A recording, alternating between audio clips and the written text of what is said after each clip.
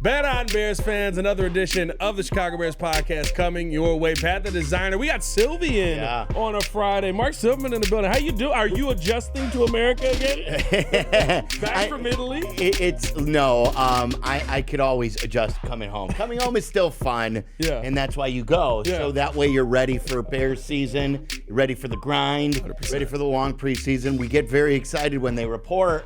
And we know how long of a road the preseason, though, can be. Yeah. And then we're like, all right, let's kick this thing off already. So, yeah, I mean, I'm happy to be back. Thank you. It's good to see you back. I think just like you said there, everyone's always excited for this part of the year. You're like hyped up. Then you get to 5 weeks into it, and you're like, all right, a player caught a ball, and we're ready to go. Yes, Let's get the season started. But we do got camp coming up this week. We got to talk about that. I want to get your thoughts on the signings as well and get your thoughts on the rookie. Haven't had you on the pod for, this is sooner than the last time. Pat, how many people did you have to get a no from to ask for me? Silvy, I think you were the first person we went to, actually. I'm pretty sure you were number one. No. You're always at the top of my list, buddy. We were waiting for you to get back to Italy to ask. Oh, really? All right. Literally, All right. we were like, he's got to get back from Italy. Rested and relaxed. That's a good move. He's ready to go.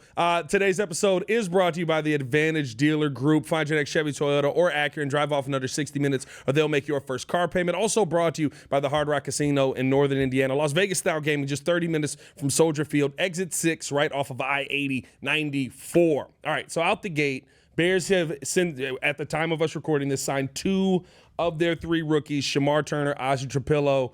Ryan Poles is really good at this. Luther Burden has not been signed just yet. I would expect that to come soon.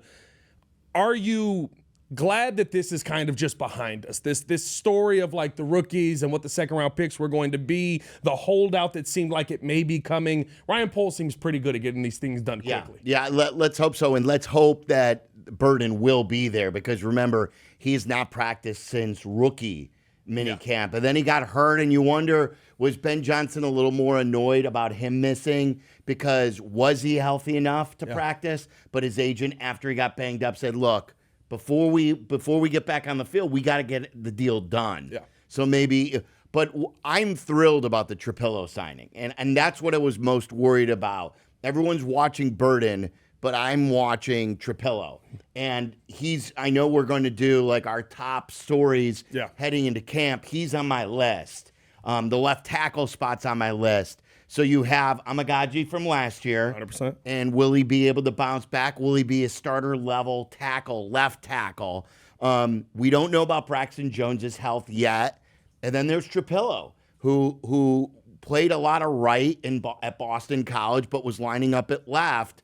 And I need him there from day one, Pat, to compete, to practice every single day. The availability factor that we saw from the previous offensive lineman, it wasn't there. It was the day-to-day thing. Hey, would Nate Davis practice? So on and so forth. Yeah, I mean, we go the entire interior, Nate right? Day-to-day Davis there. Yeah. So I'm excited that Trapilo's there, and let's see what he can do with contact. Is there any concern for you with Luther Burden that he may want a fully guaranteed deal like one of those guys? Because let's be honest, I think it was the 43rd overall pick was the first one to sign. They didn't guarantee basically, $300,000 of his contract, right. essentially. It's pennies, just right? fully guarantee the contract at right. that point. Right. I know they don't want to do precedent where they say every second-round pick is guaranteed, so therefore now we've got to guarantee these second-round picks, and then will the third-rounders bellyache eventually. So I get why they don't want to make it precedent. As far as the question about Burden, though, I want him there, and I'm a little concerned. I mean, you know me, I wake up concerned. But Luther Burden, it's a position that is one of the deepest on the team. Yeah. So if he's not there for a few days, you've got DJ, you've got Rome, you've got your rookie tight end that you drafted. You've got Cole Kmet, and then you're deeper at some of the depth wide receiver positions. So yes, they wanted him. I want him in camp. I want him to learn the new offense like everyone's learning, so he's not behind the 8 ball saying, well, I'm a rookie. But I don't think it's the absolute worst if he's not there day one. I think it goes back to kind of what you talked about, and we can get into our storylines that we're going to focus on, our 5 storylines.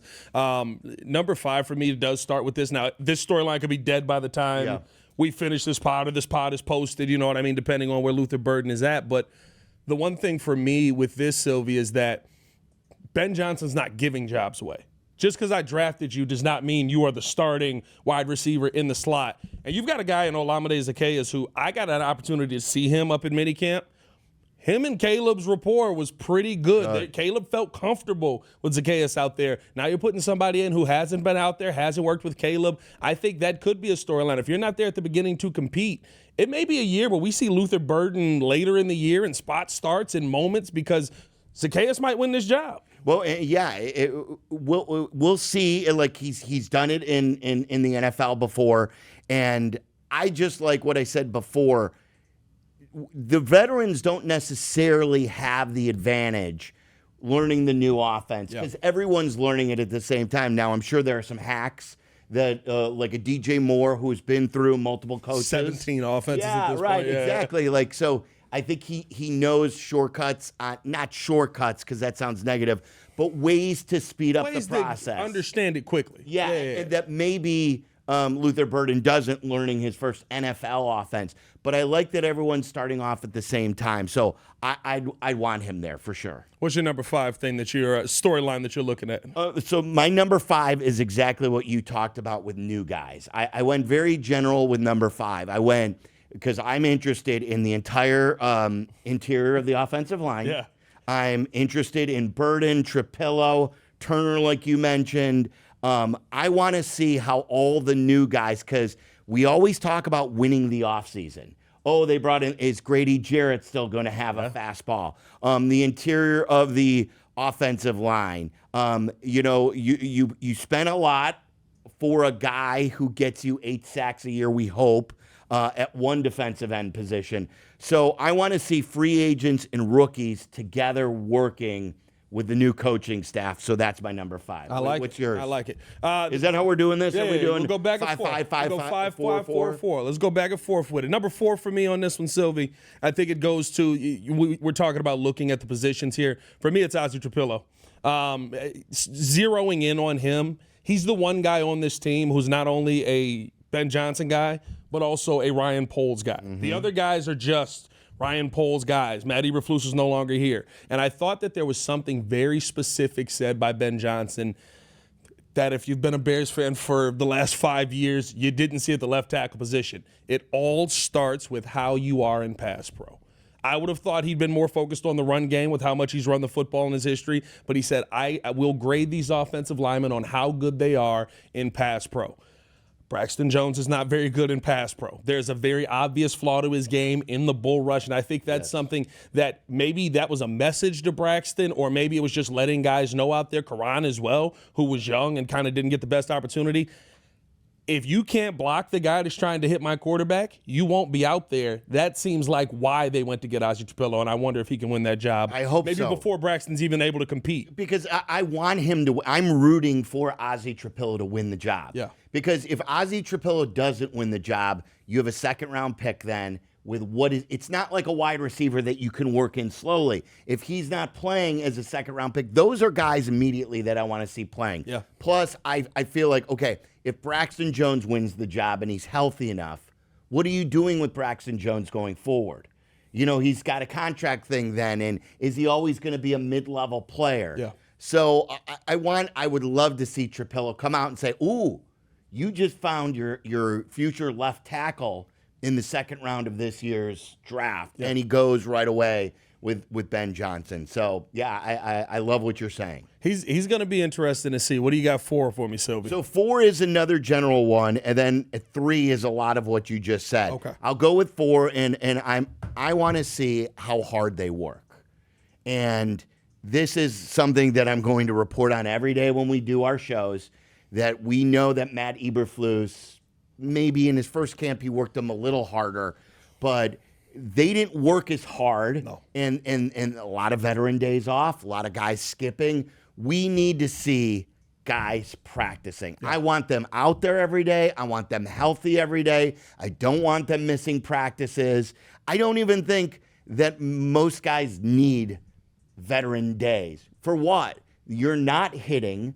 I want them ready to play. Will Ben Johnson hold them more accountable? Will he work them harder? Will there be a little more hitting? I think this team needs to be calloused coming out of training camp, as opposed to what we saw from Matt Eberflus teams. I agree with you. And you were there for a couple of the minicamp days, I think, and you had a chance to see it.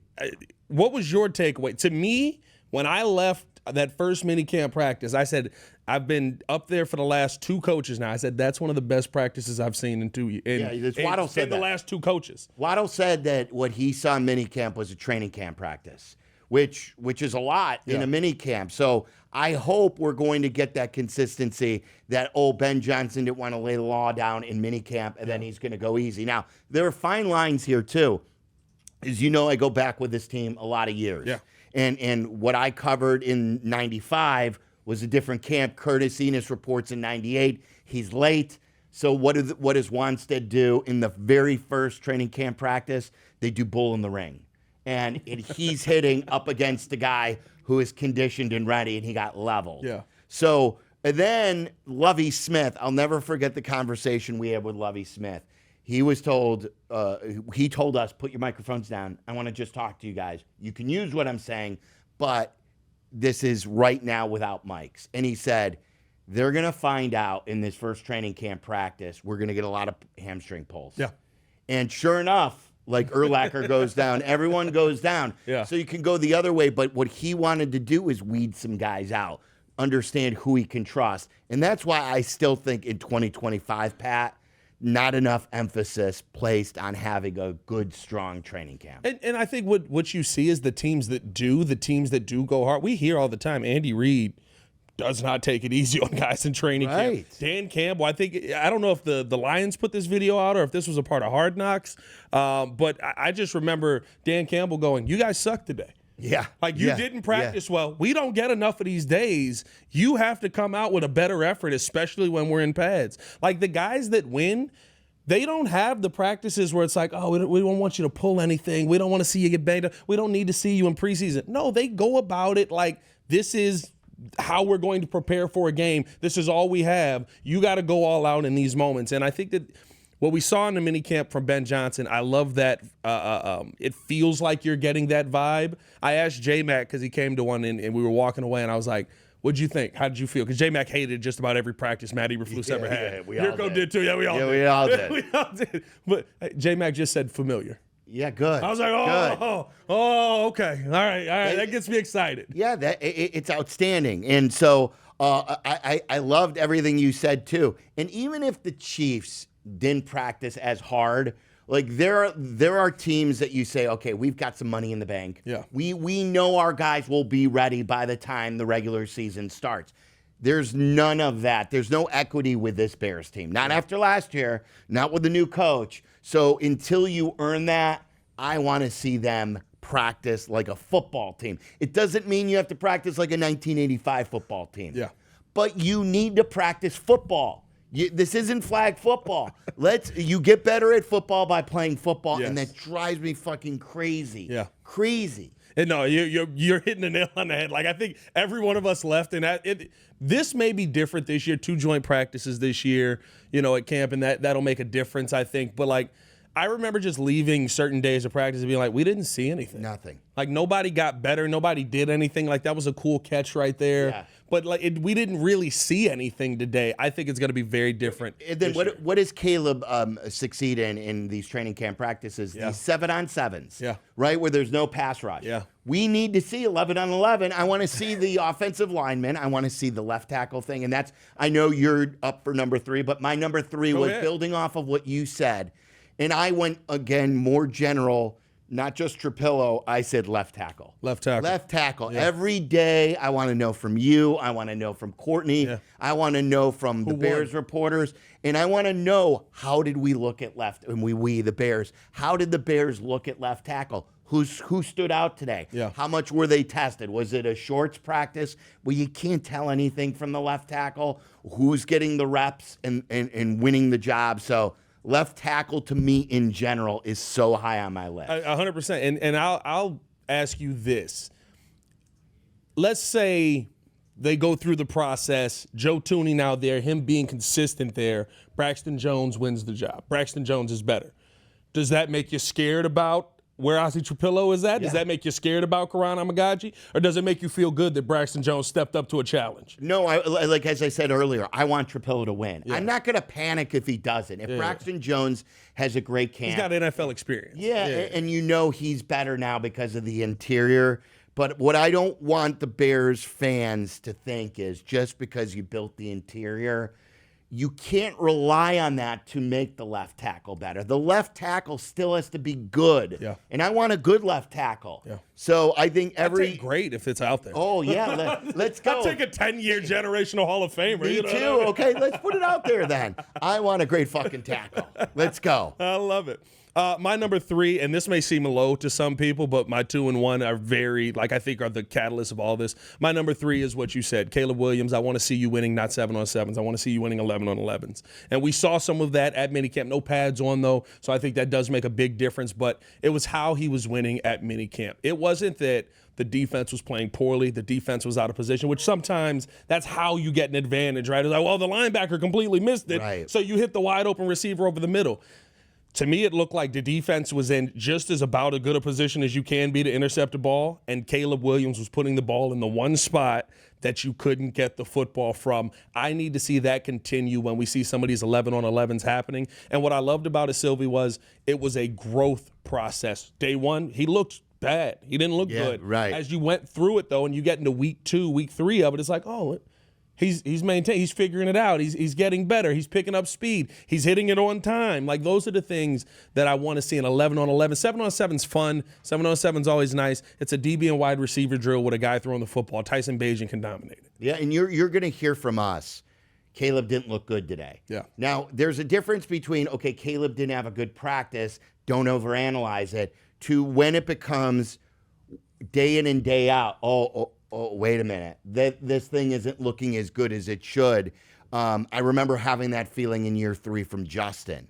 And that's where I kind of was like, I don't know about this, guys. Yeah. So if he has, I expect him to have days where he struggles. It's the new offense. You know, he was a rookie last year. In his second year, again, he's learning a new offense. There are going to be struggles with that. As long as it's not a daily, oh, he struggled again or he struggled again, then we're cool. I think what's tough about that for me, though, is when it looks good. We've seen what it looks like on other teams when it looks right?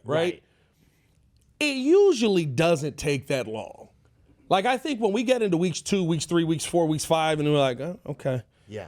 This kind of still looks like week 2. Like, those are the moments that you worry about from the quarterback position. And that is some of the stuff that we had last season with Caleb, where it was like, you guys, not even just Caleb, the team as a whole, you guys are making the same mistake. Right. Like, false start. We talked about false starts all camp. How many times did we say, another quarter without a point? Another offensive quarter without a point. So I think it's important to get started quickly. Yeah. Have as good, like, not just in the game. I'm talking about a camp. Yeah. Like, set the motto. We're gonna play fast and we're gonna do things well at the beginning too, because you can't just rely on these 2-minute drills at the end of the half to put some points on the board, and then down the stretch in the fourth quarter where Caleb was better. Yeah. I don't want to wait 3 quarters for this Bears offense to start rolling. That's cover your ears, Bears fans. Not really. You don't have a choice. You probably got headphones in. That's what Mitch did. Remember, we'd watch Mitch, and Mitch would have 3 horrible quarters, Yep. and he'd go into the fourth with like 80 yards, and you'd be like, all right, well, I don't know what to do here. Mm-hmm. And then he'd have 2 drives that would suck Bears fans back in, and they'd be like, no, this guy can be the answer. Right. It was like, I don't, like, if you're not good 1 through 3, that's a lot of game where other quarterbacks are being much better than you are. To me, that's what we need to eliminate as much as possible, and better play calling should help with that. And that's the 2019 season too, what you're talking about. I remember 2019 after 18, I was in Bourbonnais saying, this doesn't look as good as it should. I mentioned Justin before. So there will be times, Bears fans, just where we're going to say Caleb didn't have a good practice. Yeah. That doesn't mean much. unless it's day. So I really believe they're going to be days he's good and days he's going to be bad. And it's not necessarily a bad thing if he's bad in one or two practices. You're going to. The hope is he's bad in a couple practices because your defense eviscerated him that day, and he's able to bounce back. What's your number 2? Number 2 is Ben Johnson. Everything Ben Johnson. He's going to be my focal point. Yeah. I think my number 2 and 1 will be obvious, that it's about the Ben Johnson show. What do we have as a coach? Yeah. What do we have as a play caller? And to a lesser level, all these, what I think is an outstanding coaching staff. You know, how different is Dennis Allen? What's the wide receiver room look like with Antoine Randall? You know, what about the DBs with a real proven secondary coach that you have here? So there are so many things that just falls under the Ben Johnson show umbrella that I need to see who Ben Johnson is. And I love it. I think he's going to be fantastic. Yeah. And I'm hoping that the training camp shows me. And don't go soft, Ben. The first They day, got pills for that. Ben, the first day, I'm the one too, Ben, who whispered, and I turned to you, Pat. The funny story.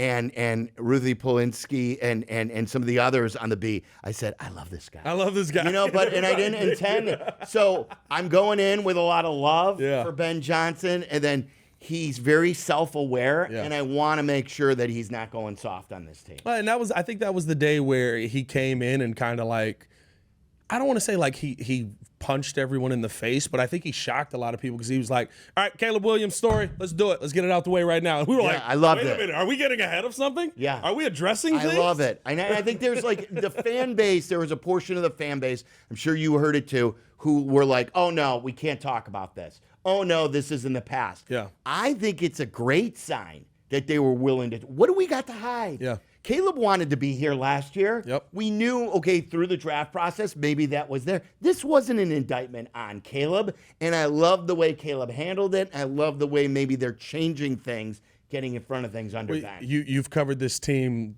for years now. I don't think I've ever seen a coach get ahead of something. Yeah, I love it. Everything was like the preemptive story. Half the time it was the story where like we found out the real story later. It was like, so what was that? You told us before this that got now who's lying? Somebody's lying here. Somebody can't be. So I'm glad that we're getting, and I think this goes into my number 2, the accountability that everyone asked for, Silvy. That's my number 2. How do you guys truly deal with accountability? You know what the tough part about when people are held accountable is? You gotta look at yourself in the mirror and say, I effed up. Most people don't want to do that. Most people go, it's not my fault. He did this. This is what and that's what we saw last season. The accountability wasn't there. This year, Cole Kmet has already been cussed out at least once that we all got a chance to see. Right? Like Jalen Johnson, when you miss a play, are you going to be able to deal with the accountability? DJ Moore already talked about how Ben Johnson came to him and basically was like, fix your face. It's just DJ's face. I said this, Silvy, I said this the entire time when everybody was like, DJ was mopey and he's not happy. And I was like, that's exactly how DJ Moore looks. All the time. 10 times out of 10. Right. That is his face. And Ben Johnson walked in and was like, then fix your face. Fix it. That's Smile crazy. a little bit more. Right? And I don't think, like, there were things that DJ didn't do that I wanted, and I love DJ. Yeah. But I also was in the camp of I didn't think the body language was that big of a deal. I tweeted out, to your point, a game where DJ Moore was sitting on the bench alone right after he caught a touchdown pass. Yep. And everyone was making a big deal in previous weeks how he sits alone after bad stuff. I'm like, guys, DJ just caught a touchdown. Here's him sitting in the exact same spot because that's like fix your face. Go rewatch the, the 3 touchdown game versus Washington when Justin was there. He high-fives Justin. He goes and sits on the bench and just stares out. Yeah, right. He's watching the game. Like so, but I need him to be good, be great again. Yes. That's my biggest thing. And maybe it goes into some of the body language stuff because if a caller would have called in with what Ben Johnson said, we probably would have dismissed him. Yeah. About fixing your face, about the body language. But when it was Ben Johnson, I'm like, okay, let's see where this goes. I like how he said it too. He said that's a hands-up energy. I love it. I love that term. And that is a defeated mindset. I was like, that was my I love this guy. I used to get mad at Cuddy, and I had a really good relationship with Cuddy for the most part. Yeah. Not like Waddle. He won't call you now, man. What's going on? No, now we're back. Oh, We're back. we back No, I in? haven't Thank texted God. him since the Safari, though, so Okay, we'll see okay. about that. But we used to see Brandon Marshall and him know each other so well. But how many times would we see it where both of them are going, Yeah. where are you? Yeah. You know what? Why? Oh, we were not on the same page. Yeah. Well, I don't fix that. Yeah. Why are you still not on the same page? There are other times where you're always going where the quarterback goes like that. We saw from Caleb and Rome a lot.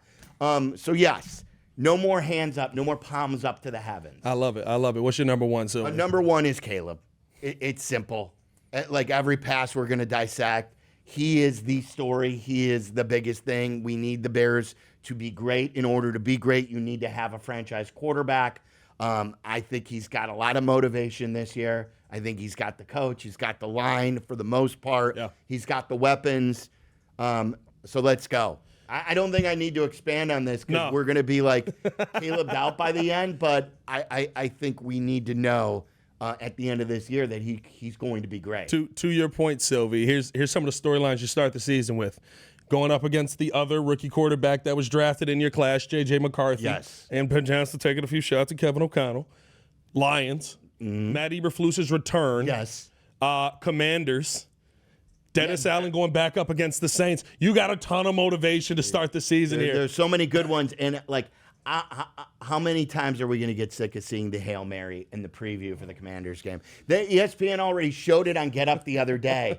And I'm like, no, why do we got to go here? We're going to see this all the time. And they got to exercise their demons and beat them this year. Yeah. The tough part for me, which is actually funny, I think the Bears are 2-2 against the Commanders. We played them a lot in the last 5 years. There's It's a very lot of weird. Thursday night Yeah, football. it's very weird. But I think we're 2-2.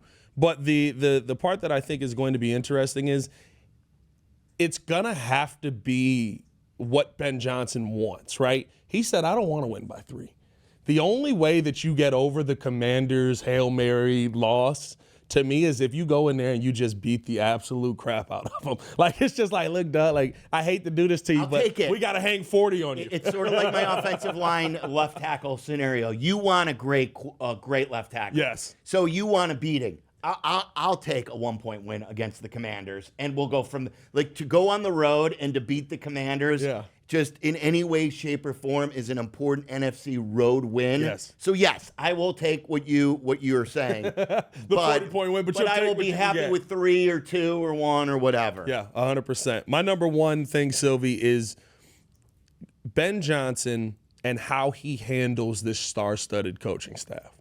We've seen a coaching staff like this in Washington before, and it just wasn't like they made the playoffs one time under Chico, and then it kind of just all fell apart. Now, granted, they didn't have the quarterback right, and there was a lot of other things that ended up happening there, but you saw kind of the stars align, and you go, there's no way this team can lose. They make the playoffs the first year. They never get back.